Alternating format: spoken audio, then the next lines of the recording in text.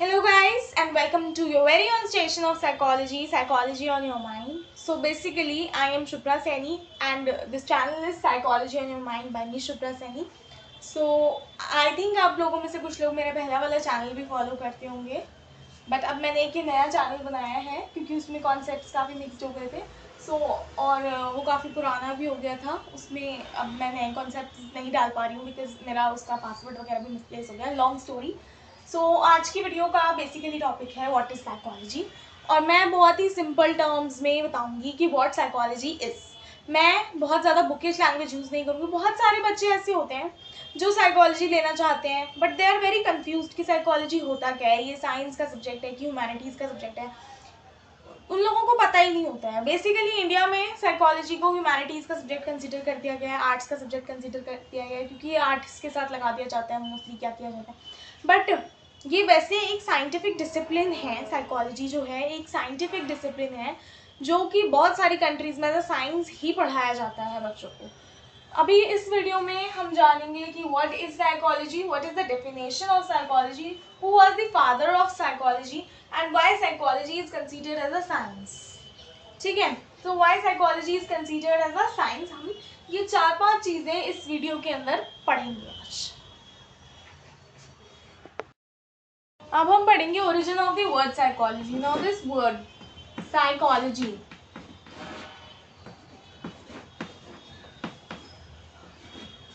can be divided into two words, psycho and logos. So ये जो है word psycho and logos, ये two Greek words से बने हैं. Psycho means the soul and logos means the science. Therefore the literal meaning of psychology is the science of soul.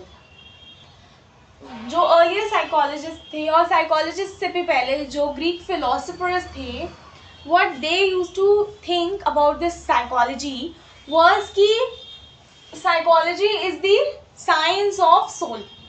Soul क्या होती है? आत्मा. अब ये एक बहुत बड़ा क्वेश्चन है कि जो हमारी सोल है वो असल में होती है कि नहीं होती है.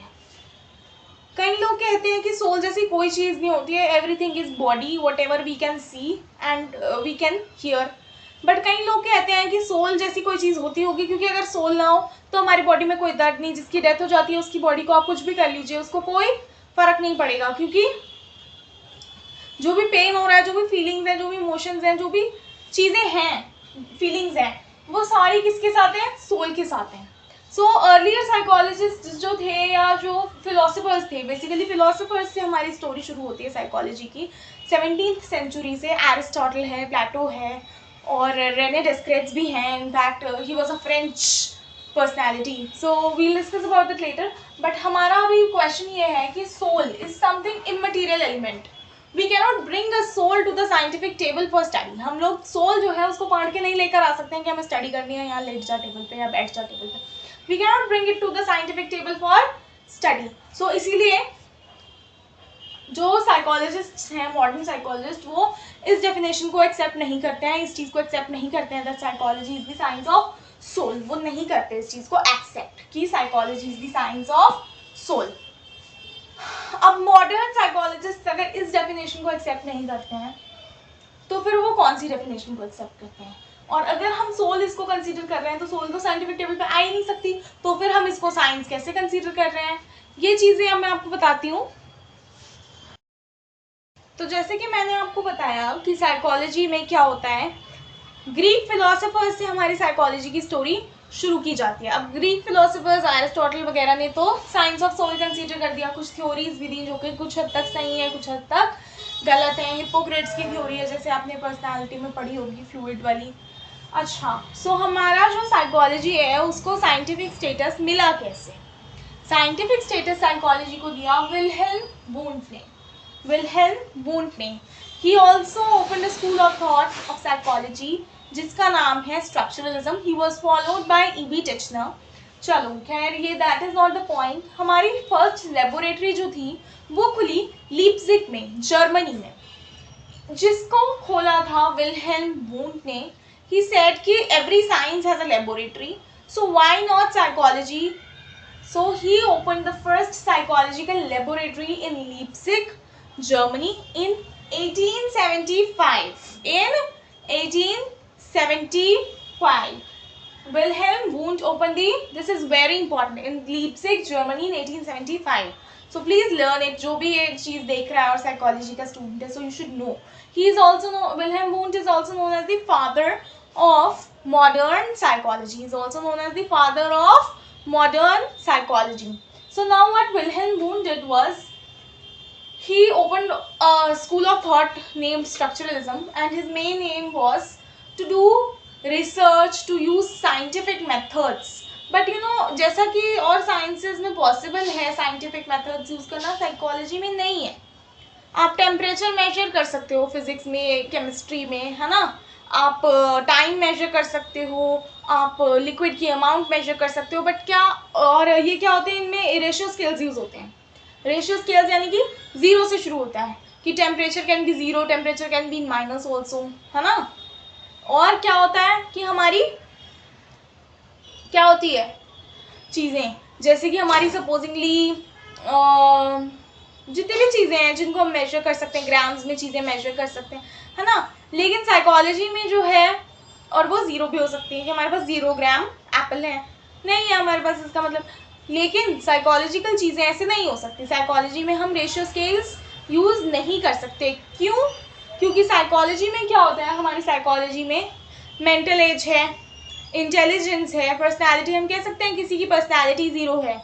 हम सिर्फ कुछ ट्रेड्स का आइडिया लेकर के कह सकते हैं कि ये इंट्रोवर्ट है, एक्सट्रोवर्ट है, कि एम्बीवर्ट है ना. हम ये नहीं कह सकते कि ये तो 0 पर्सनैलिटी है. हम ये कह सकते हैं कि इसका आईक्यू कम है औरों के मुकाबले, एवरेज से कम है, या एवरेज से ज़्यादा है, या बहुत ज़्यादा है, या बहुत कम है. लेकिन हम ये नहीं कह सकते कि किसी का भी आईक्यू 0 है, क्योंकि that is not practical in case of psychology. हम आईक्यू को 0 का कॉन्सेप्ट नहीं कर सकते. सो इसीलिए हमारा जो वो है साइकोलॉजी, उसको साइंस तो कंसीडर किया जाता है, but it is not a kind of pure science, because हमारी जो कैलकुलेशंस हैं, बट नाउ अब साइकोलॉजिस्ट ने बहुत हार्ड वर्क किया है, so now they are considering it a pure science, because अब बहुत सारी हमारी मेजरमेंट्स आ गए हैं, बहुत सारी हमारी स्केल्स आ गए हैं. जैसे कि हमारा DSM अभी रिसेंटली 2019 में अपडेट हुआ है. Earlier we were using DSM 4, अब DSM 5.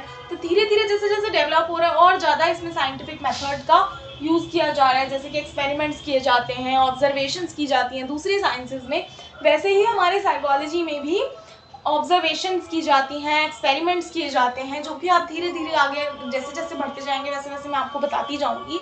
और आप अपने आप से भी जब रिसर्च करेंगे, किताबें पढ़ेंगे, तो आप पाएंगे. अब आते हैं हम डेफिनेशन ऑफ साइकोलॉजी पे. डेफिनेशन से पहले मैं एक चीज़ और डिस्कस करना चाहती हूँ, सिंबल फॉर साइकोलॉजी. बहुत सारे लोग पूछते हैं कि सिंबल ऑफ साइकोलॉजी क्या होता है. So symbol of psychology is this. ये त्रिशूल जो होता है इसको बोलते हैं सिंबल ऑफ साइकोलॉजी. एक U and then 1 line. This is called the symbol of psychology. So अभी जो है हम आ जाते हैं डेफिनेशन ऑफ साइकोलॉजी पे. हमें पढ़नी है डेफिनेशन साइकोलॉजी की. लेकिन अब जब हम डेफिनेशन पढ़ने पे आते हैं तो इतने सारे हमारे पास साइकोलॉजिस्ट्स हैं, इतने सारी हमारे पास बुक्स हैं, इतने सारे लोगों ने अपनी अलग अलग थ्योरीज के हिसाब से, अपनी ऑब्जर्वेशंस के हिसाब से डिस्कस किया है साइकोलॉजी को. ये 1875 में लेबोरेटरी खुली. इससे भी पहले से फिलोसोफर्स जो थे या और लोग जो थे वो साइकोलॉजी को डिफाइन करते आ रहे हैं, करते आ रहे हैं. सो अब क्वेश्चन ये उठता है कि हम जो है कौन सा ऐसा डेफिनेशन है जिसको हम एक्सेप्ट कर सकते हैं कि हाँ भाई ये डेफिनेशन जो है वो बहुत प्रॉपर डेफिनेशन है, और ये जो डेफिनेशन है इसको हम ग्लोबली एक्सेप्ट कर सकते हैं कि हाँ जी ये है. जैसे कि हमारी इंटेलिजेंस की डेविड वेशलर की डेफिनेशन है, it is the most appropriate definition of intelligence, है ना. सो अब हमारे को जब ये पढ़ना है कि डेफिनेशन क्या होती है, तो बहुत सारी बुक्स हैं, बैरन मॉर्गन और सिसरेली और पता नहीं बहुत सारी बुक्स हैं. तो आप लोग अलग अलग बुक्स सर्व करोगे, अलग अलग नेट पे साइट्स पढ़ोगे, बहुत सारे साइकोलॉजिस्ट के नाम आपको मिलेंगे, बहुत सारी डेफिनेशंस आपको मिलेंगी, बट है ना कल्याणी है, NCERTs हैं, बच्चे बहुत ज़्यादा कंफ्यूज रहते हैं.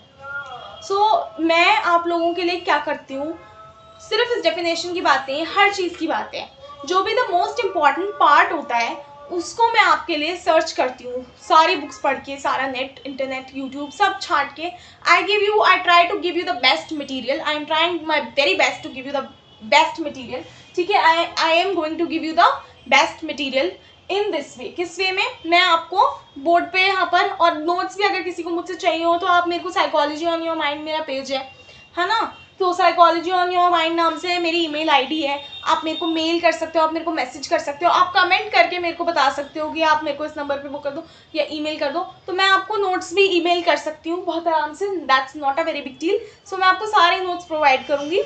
सो अभी जो है डेफिनेशन की जो मैं पढ़ा रही हूँ उसके सारे नोट्स मैं प्रिपेयर करती रहती हूँ, मैं नोट्स प्रिपेयर करके ही आपको पढ़ाती हूँ। सो इसकी जो डेफिनेशन है साइकोलॉजी की, इसमें मैं क्या करती हूँ कि जो मोस्ट एक्सेप्टेड डेफिनेशन है वो मैं आपको लिखवा देती हूँ बोर्ड पे, आप बोर्ड से भी कॉपी कर सकते हैं, नॉट अ बिग डील, ठीक है। प्लस पर मेरे एग्जाम्पल्स वगैरह बहुत सारे आपको नोट्स में मिल जाते हैं बहुत easily, so you can go for them. So अभी जो मोस्ट एक्सेप्टेड डेफिनेशन है वो हम लिख देते हैं। सो ये मैंने डेफिनेशन लिख दी है। It is the most accepted, globally most accepted definition of psychology. Psychology पूरा लिखेगा, is the science of human and animal behaviour and it involves the application of this science to human problems. So ये जो science है ये behaviour की science है, psychology, sociology और 2-3 ऐसी हैं ब्रांचेस, है ना। इकोनॉमिक्स, इनफैक्ट इकोनॉमिक्स जो है वो बिहेवियर स्टडी करती है between the economies and compare करती है। सो ये सारी कौन सी हैं? बिहेवियरल साइंस हैं। ये प्योर साइंस से थोड़ी सी डिफरेंट होती हैं, ये सारी क्या होती हैं? बिहेवियरल साइंसेस होती हैं। सो हमारी जो साइकोलॉजी है वो बेसिकली बिहेवियर स्टडी करता है, एनी ओवर्ट और कोवर्ट, बोथ। ओवर्ट बिहेवियर भी हो सकता है और कोवर्ट भी हो सकता है। ओवर्ट और कोवर्ट मतलब एक होता है इनमें से ऑब्जर्वेबल और एक होता है अनऑब्जर्वेबल। एक होता है जो हमारा दिख रहा है कि हम बोल रहे हैं, बात कर रहे हैं, चल रहे हैं, हमारा चलने का तरीका क्या है, बोलने का तरीका क्या है, उठने का तरीका क्या है, बैठने का तरीका क्या है। एक होता है इंटरनल बिहेवियर। इंटरनल क्या है कि मेरे मन में क्या चल रहा है, हो सकता है मुझे गुस्सा आ रहा हो सकता है मुझे खुशी हो रही हो सकता है मेरा मन दुखी हो, कुछ भी हो सकता है। So any behaviour which is observable और which is not observable is the subject matter of psychology. अब आप सोच रहे होंगे कि ह्यूमन तो ठीक है, हमारे ऊपर यूज किया जाता है, साइकियाट्रिस्ट होते हैं, साइकोलॉजिस्ट होते हैं, ह्यूमंस के ऊपर तो ठीक है, लेकिन एनिमल क्यों भाई? एनिमल जो वर्ड है वो बेसिकली हम इसलिए यूज करते हैं क्योंकि बहुत से एनिमल्स के ऊपर हमने क्या करी है, बहुत से एनिमल्स के ऊपर हमने क्या करी है, स्टडीज करी है। आप थॉर्नडाइक का एक्सपेरिमेंट पढ़िए, आप इवान पावलोव का क्लासिकल कंडीशनिंग का एक्सपेरिमेंट पढ़िए। ऑल्दो वो बिहेवियरिस्ट थे, वो सिर्फ सलाइवेशन का प्रोसेस नोटिस कर रहे थे, लेकिन उन्होंने एक इंपॉर्टेंट साइंटिफिक डिस्कवरी की। तो बहुत सारे जो एक्सपेरिमेंट्स होते हैं हम ह्यूमंस पे नहीं कर सकते हैं कंडक्ट, हम रैट्स पे करते हैं, हम कैट्स पे करते हैं, हम बर्ड्स पे करते हैं, हम एनिमल्स का कंट्रीब्यूशन नहीं भूल सकते। We can not forget the contribution of animals to the science of psychology. हम एनिमल्स का कंट्रीब्यूशन नहीं भूल सकते हैं, इसीलिए हम साइकोलॉजी को ह्यूमन एंड एनिमल बिहेवियर की साइंस कंसीडर करते हैं। हम क्लासिकल कंडीशनिंग का एग्जाम्पल लेते हैं, जैसे कि अब हमने एनिमल पे स्टडी करी। अब आप सोच रहे होंगे एनिमल पे स्टडी करें हमें क्या फायदा, हम कोई डॉग की तरह थोड़ी सलाइवेट करते हैं, हम कोई बिल्ली की तरह थोड़ी पिंजरे में बंद जाए। No, simply no. क्यों? क्योंकि एनिमल जो बिहेवियर होता है, अब मैं आपको एक क्लासिकल कंडीशनिंग का ह्यूमन का एग्जांपल देती हूँ, ठीक है ना। लाइक अगर कोई स्टूडेंट है पाकिस्तान को, वो लाइक छोटा बच्चा है कोई, है ना, इंडिया का, और उसको जो है कोई पेरेंट उसका बोलता रहे constantly that Pakistan is an enemy country and all the terrorist activities in our country are supported by Pakistan. So Pakistan जो है इनिशियली क्या था, एक न्यूट्रल वर्ड था उसके लिए, लेकिन धीरे धीरे करके पाकिस्तान क्या बन गया उसके लिए, एक उसकी क्लासिकल कंडीशनिंग हो गई और वो उसने भी नेगेटिवली परसीव करना शुरू कर दिया। एक और एग्जांपल दूंगी, it was a meme which I think shared on my page also if you follow, है ना, साइकोलॉजी ऑन योर माइंड पे शेयर की थी कि जो है we were laughing कि how silly the dogs of Pavlov were कि पहले फुटस्टेप्स से सलाइवेट करने लग गए और बाद में बेल बजाने लगे तो बेल से सलाइवेट करने लग गए, कि बेल बजाते इनके मुंह में थूका जाता था, डॉग्स के मुंह में खाना मिलने वाला है, ये उसने बेल बजाना शुरू कर दिया था ना खाना देने से पहले, तो वो डॉग्स बेल की साउंड सुन के सलाइवेट होने लग जाता। So animal behaviour. अब क्या होता है कि उसके बाद जो है ये देवर लाफिंग स्टूडेंट्स की, जब उन्होंने साइकोलॉजी में ये पढ़ा And after that what happened was the bell rang and they all had lunch. So ये उनकी भी क्लासिकल कंडीशनिंग है. And they were making fun of the dogs कि डॉग कितने सिली हैं. वो खुद भी सिली हैं, सिली नहीं है वैसे. This is a normal behaviour. एक क्लासिकल कंडीशनिंग है कि आप कैसा भी वो हो आप उसको क्लासिकली कंडीशन कर सकते हैं. कोई भी आप सब्जेक्ट लेकर उसको क्लासिकली कंडीशन कर सकते हैं. नाउ इस साइंस की एप्लीकेशन कहाँ होती है? एप्लीकेशन कहाँ होती है? ह्यूमन प्रॉब्लम्स पे. ह्यूमन प्रॉब्लम्स पे आप जब डेफिनेशन लिखें तो इस तरह से ये कीवर्ड्स हाईलाइट भी कर सकते हैं. इससे आपके स्कोर्स और अच्छे ही होंगे, बैड नहीं होंगे. सो आप ट्राई कीजिएगा. ये बहुत ही एक अच्छा तरीका होता है हाईलाइट करने का, क्योंकि एग्जामिनर्स के पास इतना टाइम नहीं होता. आप चाहे यूजीसी की तैयारी कर रहे हो, यूपीएससी की कर रहे हो, या आप 11th-12th में हो, या कोई सी भी क्लास में या किसी भी एग्जाम में आप बैठे हैं. बहुत सारे अब तो बहुत सारे एग्जाम्स में हमारा ये सब्जेक्ट ऑप्शनल बन चुका है. तो इसमें क्या होता है कि हम जो ये साइंस है इसको ह्यूमन प्रॉब्लम, अच्छा sorry I was telling you कि कीवर्ड्स हाईलाइट कर दीजिए, बिकॉज एग्जामिनर के पास जो है इतना ज़्यादा टाइम नहीं होता कि वो एक एक आपकी वर्ड पढ़े, वर्ड टू वर्ड पढ़े. अगर वो animal behaviour, human behaviour, application, human problem पढ़ लिया, वो ऐसे ही आपको 2 नंबर आपकी जेब में डाल देगा कि हाँ भाई 2 नंबर के लायक डेफिनेशन होगी. वो ये नहीं देखेगा ऑफ दिस साइंस, ये सब नहीं देखेगा वो, है ना. Psychology is the science of, ये नहीं देखेगा वर्ड. एक बार को आप साइंस को अंडरलाइन कर सकते हैं because psychology is considered science. But ये 4-5 वर्ड अगर आप हाईलाइट कर दोगे तो आपको बहुत आराम से बहुत अच्छे खासे मार्क्स मिल जाएंगे. इस तरह से आप हाईलाइट कर करके लिखिएगा, बिकॉज मैं हमेशा से ऐसे लिखती हूँ. हाईलाइटर से नहीं, आप सिर्फ एक पेंसिल से अंडरलाइनिंग भी कर देंगे तो भी आपका काम अच्छा खासा चल जाएगा. अब मैं बता रही थी आपको ह्यूमन प्रॉब्लम्स पे. तो बहुत सारे एक्सपेरिमेंट्स हम एनिमल्स पे करते हैं और फिर उसका जो वो इम्पैक्ट होता है वही हम mostly humans are also animals first of all. और दूसरी बात ये दे आर क्वाइट डिफरेंट, चलो, बट हम एनिमल्स में करते हैं क्योंकि हम लोग रैट्स है इतने सारे हैं, ठीक है, डॉग्स इतने सारे हैं. हम लोग किसी किसी एक्सपेरिमेंट के लिए रिस्क नहीं ले सकते ह्यूमन की लाइफ पे. Human lives are more important, ऐसा लोग कंसीडर करते हैं psychologist. And even if you don't consider the fact, अगर कोई एनिमल लवर है उसको बुरा भी लग रहा होगा कि बताओ डॉग की लाइफ पे रिस्क ले रहे हैं. हाँ नहीं, ऐसी भी बात नहीं है. ये होता है कि humans are very sensitive, animals are not that sensitive. Like supposingly हमने कोई ड्रग्स एडमिनिस्टर करनी है तो हम एनिमल को देंगे तो एनिमल थोड़ी देर सो होकर उठ जाएगा, लेकिन हो सकता है कि ह्यूमन जो है वो कोमा में चला जाए बहुत लॉन्ग टर्म के लिए. सो अगर जो है कोई एक्सपेरिमेंट ऐसा होगा which is dangerous for the human, तो हम उसको नहीं करेंगे कंडक्ट ह्यूमन के ऊपर. हम एनिमल के लिए भी वो एक्सपेरिमेंट अवॉइड ही करेंगे. सो अब डेंजरस इन द सेंस कि जैसे कि हमें कोई एक्सपेरिमेंट पता करना है कि हम जो है ये टेस्ट करना चाहते हैं कि जो मोटे लोग होते हैं वो ज़्यादा कैंसर प्रोन होते हैं, उनको जल्दी कैंसर होता है. तो हम ऐसा थोड़ी कि एक नॉर्मल पतला सुपड़ा सा इंसान लेंगे और उसको ज़बरदस्ती खिला के ऐसा मोटा कर देंगे और फिर टेस्ट करेंगे, because it is dangerous for the subject ना. हम एक जनरली जाके लोगों से पूछ तो सकते हैं कि आपको कैंसर है, आपका क्या फैट की वजह से आपको कैंसर हुआ है, किस वजह से आपको कैंसर हुआ. एक बार को जनरली जाके एक सर्वे कंडक्ट कर सकते हैं, लेकिन हम उन पर एक्सपेरिमेंट नहीं कर सकते कि हम मोटा कर दें किसी को. सो अगर ये डेंजरस होता है तो हम नहीं कंडक्ट करते हैं. इसीलिए हम मोस्टली जो टेस्ट होते हैं, एक्सपेरिमेंट्स होते हैं, वो सब पहले एनिमल्स पे स्टडी करते हैं और उसके बाद जब हम एनिमल्स के ऊपर एक्सपेरिमेंट कर देते हैं उसके बाद जो हमारी स्टडी आती है उसके हिसाब से ह्यूमन पे करके देखते हैं और फिर उसमें भी बहुत केयरफुली करते हैं ताकि उसको कोई डेंजर ना हो. So with this, I think today's video is completed. Symbol of psychology I have told you, father of psychology I have told you, psychology as a science I have told you, definition, proper definition of psychology I have told you, and what psychology is, psychology कहाँ से derive हुआ, ये सब मैंने आपको बता दिया है. अगर आपको कोई भी डाउट हो तो ज़रूर मुझे कमेंट कर दीजिएगा. चैनल को लाइक, सब्सक्राइब और शेयर करना बिल्कुल नहीं भूलना है. Okay, bye bye, enjoy, best of luck for your exams.